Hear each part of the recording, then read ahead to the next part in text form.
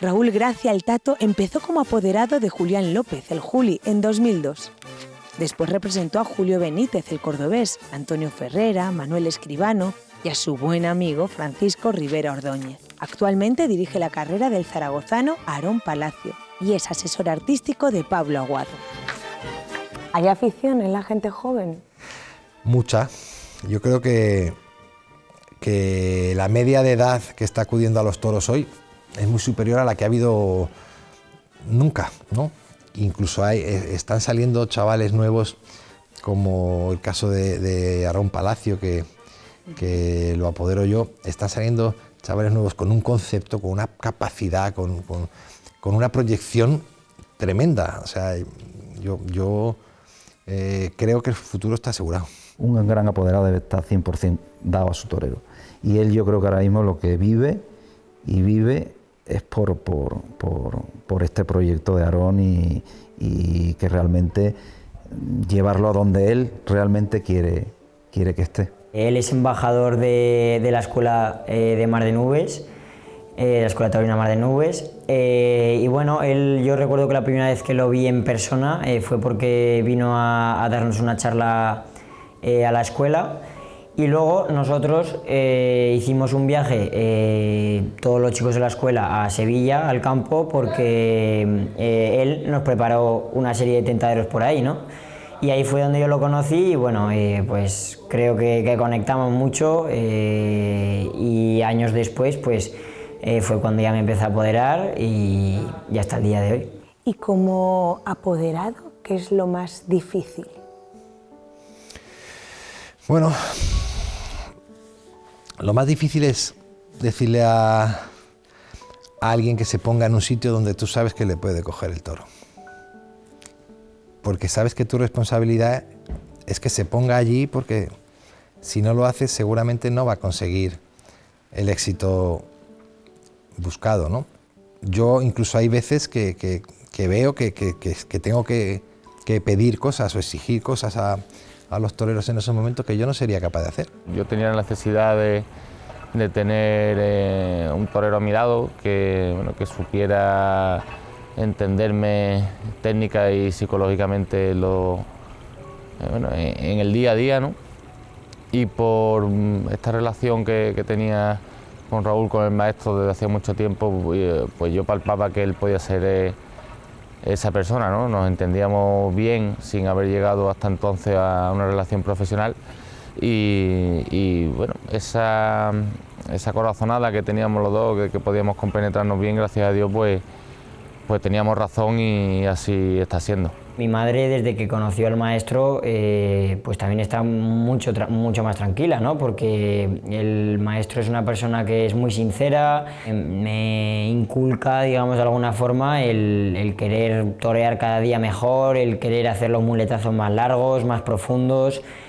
Y bueno, me siento un afortunado porque el aprender de una persona como él, pues no tiene la suerte todo el mundo de tenerla, y yo pues la tengo, gracias a Dios. El 90% de su vida pues son los toros y se habla mucho de toros en casa. Él se levanta por la mañana pensando en toros, se acuesta pensando en toros. Él desayuna viendo toros en el campo, luego empieza a pasear por Mundo Toro, luego está enseguida con llamadas, come con los toros, cena con los toros, por las noches, de hecho. Es una cosa muy curiosa de este mundo, que las llamadas, o sea, el trabajo arranca a las 9 de la noche. O sea, todas las llamadas telefónicas que se hacen en el mundo taurino ocurren entre las 9 y las 11:30 o las 12 de la noche. ¿Cómo es que sea tu apoderado? ¿Cómo fue esa relación? Pues mira, yo creo que Raúl, si mi hijo dijera que quiere ser torero, que espero que no, que sería de lo peor que me podría pasar a mí en mi vida, su apoderado sería Raúl. Yo se lo digo muchas veces, porque yo voy calculando mis años y los de Currete, y yo creo que casi estoy como para jubilarme ya por ahí cuando el niño me dio... Despunte. Es que es la ilusión que yo tenía. Yo soy hijo de torero, y la ilusión que me hacía a mí cuando cualquier torero se dirigía a mí personalmente, nada más que preguntarme, ¿tú vas a ser torero o no? O sí, o tienes cara de torero o no. Pues yo lo hago en este caso con él y veo la cara de ilusión en ese niño. Y me acuerdo de cuando yo era niño y se me abrían los ojos como platos cuando me hablaba un torero. Pero lo pasarás mal, ¿eh? También, porque eres un poco familia, eres un poco padre también de ese niño de alguna manera, ¿no? Le has visto crecer. Yo le deseo que tenga mucha salud, que estudie mucho, que se desarrolle feliz como persona y que se busque la vida en alguna otra cosa en la que sufra menos. Porque esto es muy bonito, pero es muy duro. Se sufre muchísimo. Se pasa muy mal. Donde tú lo ves ahí todo grandote y tal, necesita muchísimo cariño. Y luego es un tío muy listo, muy inteligente. Y la verdad que como apoderado ha sido de lo mejor que he tenido a mi lado. A mí me ayudó mucho en mi reaparición. Yo empecé y no acerté. Una persona que quería que me llevara, fue un desastre tremendo. Pero no me quería ir porque a mí me pegó una cornada en Huesca, estuve muy mal, tarde, pues, a punto de irme al club de los Callaos. Estuvo aquella la cosa complicada. Y Raúl, claro, yo salí de esa cornada, tenía claro que no iba a seguir con los apoderados y sabía que no, o sea, que no me podía retirar del toro con el pijama del hospital, ¿no?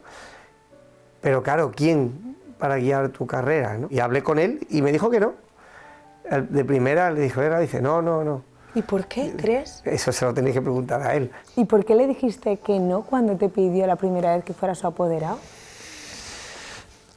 Él venía de la cornada de Huesca que casi se lo lleva por delante, con su mujer embarazada, Digo, yo creo que lo que tienes que hacer es descansar, no darle más disgustos a tu familia ni a ti.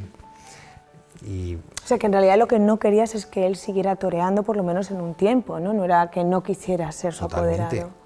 Te estabas protegiendo como amigo. De hecho, la clave definitiva, esto no lo sabe nadie, pero bueno, la clave definitiva fue Lourdes, su mujer, que se sentó en la reunión y dijo, pues que sepas que o lo apoderas tú o no toreas. Así que, ahora imagínate la cara de él como diciendo, ahora sí que no me puedes dejar. Hombre, no te pongas así. O eres tú o no me vas a despedir de torear. Y la verdad que fueron 2 años de disfrutar de mi profesión, de tener esa parte de trabajo, del apoderamiento súper tranquilo, con nuestras cosas, nuestras cosas. Me estoy acordando ahora, si me permites. Sí, por favor. Pero una corrida de toros y quería una ganadería y yo no quería que fuera esa ganadería. Digo, no me gusta. Que sí, que hombre, que eso ha cambiado. Digo, que no, que eso sale muy malo. Que no, que eso está mucho mejor, que le echaba un toro de no sé quién. Digo, me convenció. Total, que me convenció y sale el primer toro. El primer toro podía ser como la mesa. O sea, no he visto un toro más chico en mi vida. O sea, yo tengo pesadillas todavía con ese toro. O sea, era una mezcla de cocodrilo con piraña. O sea, una cosa, no me cogió y me dejó las piernas llenas de moratones, las espinillas, se daba la vuelta, era Bruce Lee. O sea, era una cosa... Me costó la vida, no sé ni cómo todavía no sé cómo lo maté. Me pegó una voltereta a mí, pegó una voltereta a los banderilleros. O sea, fue un demonio, un demonio. Claro, yo llegué a las tablas y yo quería matarlo. Yo nada más que, yo estaba delante del toro y yo nada más quería llegar a Raúl para decirle, ¡te lo he dicho! Y llegué a las tablas, solté la muleta, la espada. ¿Dónde está? Al mozo de espada, ¿dónde está? Dice, ¿dónde está? Digo, el apoderado, ¿dónde está el tato? ¿Dónde está el tato? Mira, dice, aquí no está. Digo, ya sé que no está, pero ¿dónde está? Dice, no lo sé, estaba aquí, ya no lo sé. Y hago así, y me vuelvo, y en la otra punta de la plaza, en la otra punta, había una puerta, la puerta de salida, la puerta de arrastre, pero en la otra punta, y la puerta, y veo pelillo rubio y 2 ojitos así, detrás de la puerta, y hago así. Digo, y cuando así dice, no. Dice, después, ni muerto. Cuando se te pase, cuando estés más cansado, ¿no? Esa es una parte importantísima de la capacidad, ¿no?, que tiene Raúl como apoderado y con lo que quiera él, ¿no?